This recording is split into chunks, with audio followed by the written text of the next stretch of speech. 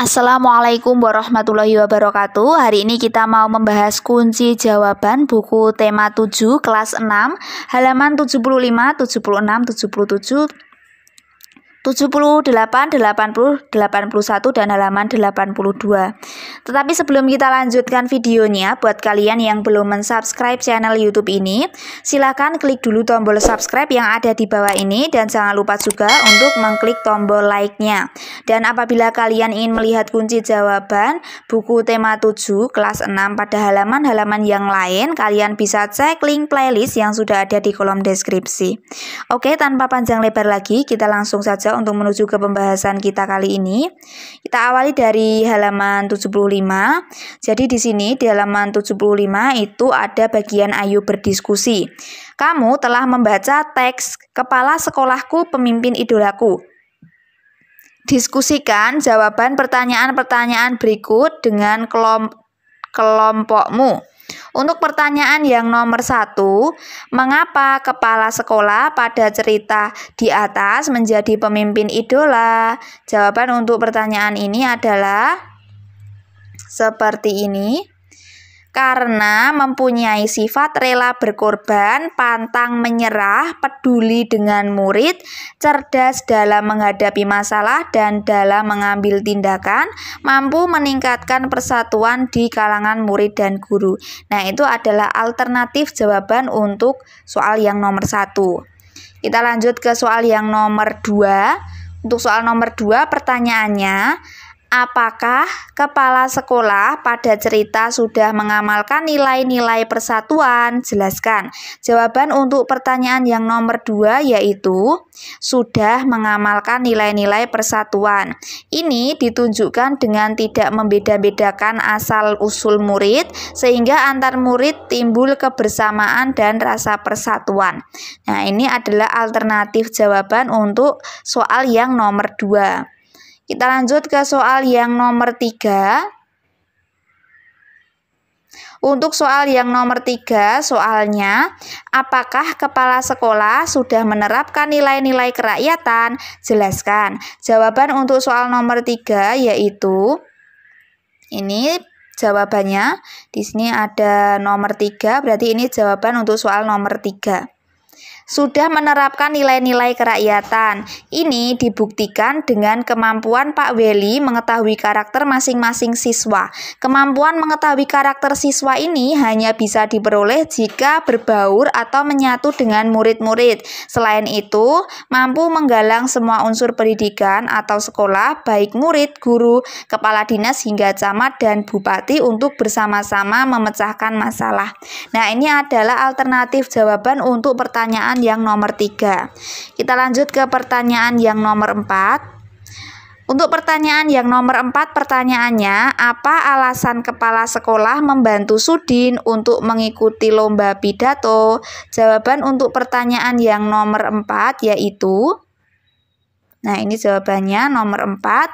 Karena kepala sekolah tahu kemampuan dan karakter Sudin yang suka membaca dan percaya diri, serta komunikatif. Selain itu, kepala sekolah ingin Sudin memperoleh pengalaman berharga dengan diikutkan dalam lomba pidato di kota.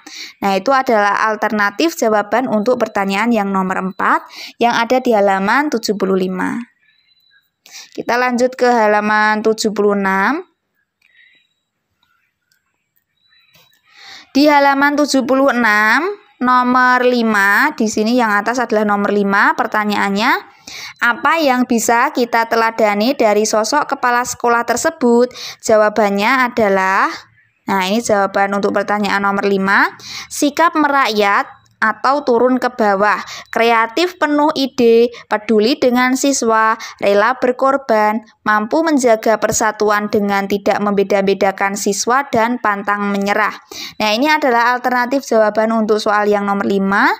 Kita lanjut ke soal yang nomor 6. Pertanyaannya untuk soal nomor 6, apakah yang menyebabkan Sudin akhirnya dapat pergi mengikuti kompetisi? Jelaskan. Jawaban untuk pertanyaan yang nomor 6 adalah Sudin mendapatkan dana yang cukup untuk mengikuti lomba di kota. Dana itu diperoleh melalui pelelangan pisang yang ada di belakang dan pembelinya adalah para bapak dan ibu pejabat daerah yang diundang. Nah, ini adalah alternatif jawaban untuk soal yang nomor 6. Ini jawaban soal yang nomor 6.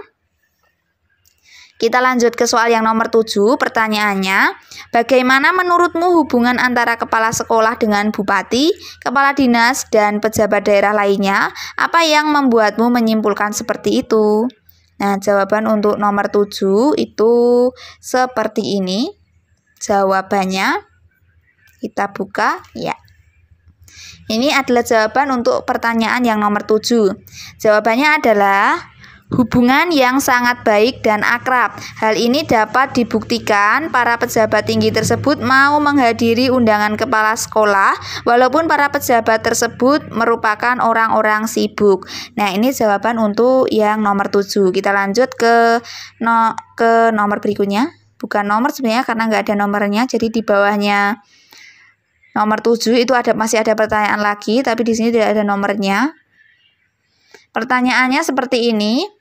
Berdasarkan jawabanmu, buatlah tulisan mengenai Pak Weli. Nah, alternatif jawabannya seperti ini.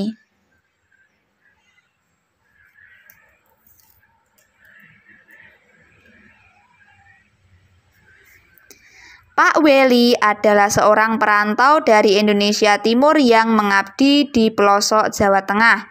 Beliau adalah orang yang mampu menjaga kebersamaan dan persatuan di lingkungan sekolah dengan menciptakan suasana tidak ada perbedaan di antara murid-muridnya. Pak Weli adalah kepala sekolah yang peduli dengan muridnya. Beliau bertekad memberangkatkan Sudin, salah satu muridnya, untuk mengikuti lomba di kota. Pak Weli adalah kepala sekolah yang kreatif. Beliau mampu memecahkan masalah pendanaan untuk Sudin yang akan mengikuti lomba di kota dengan cara membuat lelang pisang. Sebelum itu, Pak Weli mengajak musyawarah para guru mengenai rencananya tersebut. Pak Weli juga orang yang supel atau pandai bersosialisasi, orang yang mampu bergaul dengan siapa saja. Ini terbukti dengan datangnya para pejabat memenuhi undangan beliau. Lelang berjalan sukses dengan dibelinya pisang-pisang tersebut oleh para pejabat, sehingga tercukupi dana untuk Sudin mengikuti lomba. Nah, demikian ini untuk jawaban yang ada di halaman 76. Ya, 76. Itu tadi alternatif jawabannya ya. Kita lanjut ke halaman berikutnya. Di halaman 77. Kamu sudah mengetahui nilai-nilai kepemimpinan kepala sekolah Sudin yang telah mengamalkan persatuan dan kesatuan di lingkungan sekitar sekolah. Tulislah perilakumu yang merupakan wujud dari nilai-nilai tersebut dan telah kamu praktekkan di lingkungan rumahmu. Nah, ini alternatif jawaban untuk halaman 77. Yang pertama, poin pertama akur dengan kakak dan adik. Poin kedua, bermusyawarah dengan ayah atau ibu atau saudara. Poin ketiga, saling membantu, menolong dengan saudara dan teman. Poin yang keempat, tidak membeda-bedakan dalam bergaul dengan teman di sekitar rumah. Dari jawabannya, kita lanjut lagi ke halaman berikutnya, yaitu halaman 78. Di halaman 78 bagian bawah itu ada Ayo menulis. Tuliskanlah contoh-contoh penerapan nilai-nilai kerakyatan dalam kehidupanmu sehari-hari. Nah, ini adalah contoh-contoh penerapan nilai-nilai kerakyatan dalam kehidupan sehari-hari. Yang pertama, tidak memaksakan kehendak kepada teman. Yang kedua, mengutamakan musyawarah dengan teman saat ada masalah. Yang ketiga, ketika bermusyawarah dengan teman selalu diliputi semangat kekeluargaan. Yang keempat, melaksanakan setiap keputusan bersama teman dengan penuh tanggung jawab. Nah, itu jawaban untuk bagian Ayo menulis yang ada di halaman 78. Kita lanjut ke halaman 80. Nah, di halaman 80 itu pertanyaannya sebenarnya mulai halaman 79, tapi kita langsung ke jawabannya saya. Intinya tuliskan hasil laporanmu dalam bentuk yang menarik. Kamu dapat membuatnya dalam bentuk paparan atau diagram. Nah, ini untuk jawabannya seperti ini. Sebenarnya kalian bisa membuat jawaban ini ke dalam bentuk mind map atau peta pikiran. Dengan judul di tengah adalah judulnya bisa kalian buat peran Indonesia di ASEAN dalam berbagai bidang. Nah, kemudian kalian kasih anak panah yang bidang pendidikan, anak panah ke bagian bidang pangan, ke bidang sosial, ke bidang kesehatan, dan ke bidang pariwisata. Kalian bisa membuatnya seperti peta pikiran seperti itu ya. Tapi ini pada video ini ditulis biasa.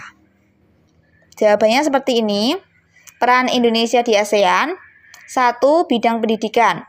Indonesia turut serta dalam melaksanakan kegiatan pertukaran pelajar dengan negara-negara ASEAN. Untuk nomor 2, bidang pangan, yaitu tempat proyek dari Komite Pangan dengan tujuan untuk mensuplai keperluan makanan. Yang ketiga adalah bidang sosial, yaitu aktif dalam kegiatan memberikan bantuan kemanusiaan untuk negara-negara ASEAN yang tertimpa musibah. Kemudian yang keempat adalah bidang kesehatan, yaitu ikut serta dalam kegiatan ASEAN Health Ministers dengan tujuan untuk meningkatkan kerjasama ASEAN di bidang kesehatan. Dan yang terakhir atau yang kelima adalah bidang pariwisata, yaitu turut serta dalam pagelaran budaya yang dilaksanakan oleh negara-negara ASEAN. Itu tadi kunci jawaban untuk halaman 80. Kita lanjut ke halaman 81. Di halaman 81 itu ada bagian ayo menulis. Nah, di sini di bagian ayo menulis kita diminta untuk tulislah rancangan pidato singkat untuk mengajak teman-temanmu gemar membaca. Ingatlah teks pidato harus memuat hal-hal pokok berikut. Nah, ini hal pokoknya dari nomor 1 sampai nomor 5. Kemudian untuk rancangan pidatonya bisa kita tulis seperti ini. Ini rancangan pidatonya. Yang pertama salam pembuka, itu kalimat sapaan. Assalamualaikum warahmatullahi wabarakatuh, atau salam sejahtera, atau selamat pagi, atau selamat siang, atau selamat malam, dan sebagainya kepada kepala sekolah, dewan guru, dan rekan siswa. Yang kedua adalah pendahuluan, itu menjelaskan topik yang akan dibahas, memaparkan data tentang tingkat gemar membaca di Indonesia dibanding negara lain. Kemudian yang ketiga adalah inti. Inti ini berisi bahasan topik secara lengkap, berisi tentang manfaat membaca, himbauan, dan ajakan membaca. Kemudian yang nomor 4 adalah penutup. Penutup ini berisi ringkasan dari pembahasan topik, rangkuman atau ringkasan dari pidato gemar membaca, dan salam penutup ini berisi ucapan terima kasih, dilanjutkan salam. Nah, ini adalah alternatif jawaban untuk halaman 81. Bagian ayo menulis, di mana kita diminta untuk menuliskan rancangan pidato. Kita lanjut ke halaman 82. Di halaman 82 ini ada bagian ayo renungkan. Pertanyaan yang pertama, apa yang telah aku pelajari hari ini? Jawabannya adalah nilai-nilai yang terkandung dalam sila keempat Pancasila, dan yang kedua adalah membuat naskah pidato. Untuk pertanyaan ayo renungkan yang kedua, pengetahuan apa yang dapat ku manfaatkan dalam kehidupanku sehari-hari? Jawabannya, poin 1 mengutamakan musyawarah untuk mencapai mufakat, dan poin 2 tidak memaksakan kehendak kepada orang lain. Nah, itu alternatif jawabnya seperti itu. Demikian untuk pembahasan kita di buku tema 7, kelas 6, halaman 75, 76, 77, 78, 80, 81, dan halaman 82. Sebelum kita akhiri videonya, buat kalian yang belum mensubscribe channel YouTube ini, silahkan klik dulu tombol subscribe yang ada di bawah ini. Dan jangan lupa juga untuk mengklik tombol like-nya. Dan apabila kalian ingin melihat kunci jawaban buku tema 7 kelas 6 di halaman yang lain, kalian bisa lihat kunci jawabannya di link playlist yang sudah ada di kolom deskripsi. Demikian yang dapat saya sampaikan. Banyak salah kata saya mohon maaf. Sampai bertemu lagi di video selanjutnya. Wassalamualaikum warahmatullahi wabarakatuh.